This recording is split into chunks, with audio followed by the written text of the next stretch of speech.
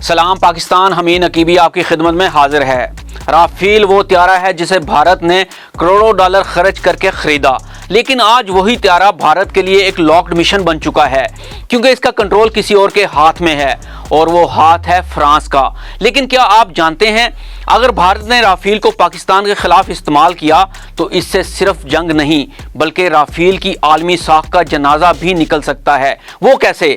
आपने आजकल खबरों में सुना होगा कि फ्रांस भारत को राफेल त्यारों का सोर्स कोड नहीं दे रहा, लेकिन आपने ये क्यों नहीं सोचा कि जब फ्रांस ने त्यारे इंडिया को फरोख्त कर दिए तो सोर्स कोड देने में क्या हरज है?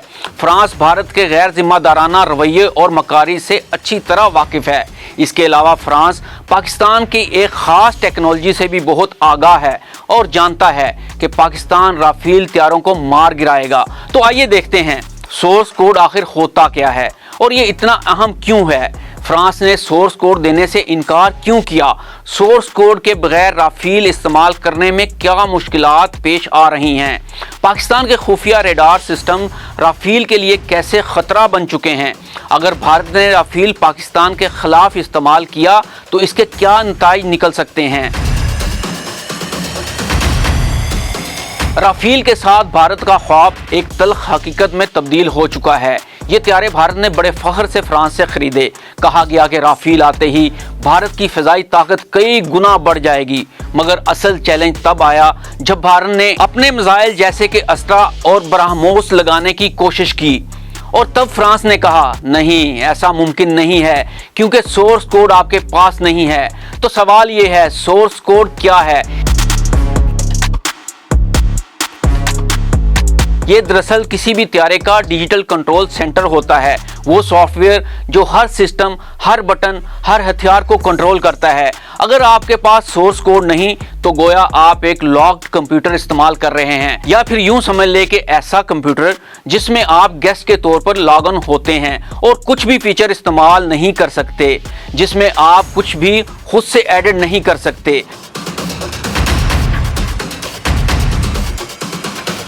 अब भारत की सबसे बड़ी मजबूरी ये है कि वो अपने तैयार करदा मिसाइल इन त्यारों में फिट नहीं कर सकता, राफेल को अपने मखसूस दुश्मनों के खिलाफ कस्टमाइज नहीं कर सकता और सबसे बढ़कर पाकिस्तानी रेडार सिस्टम पर आसानी से विजिबल हो जाता है।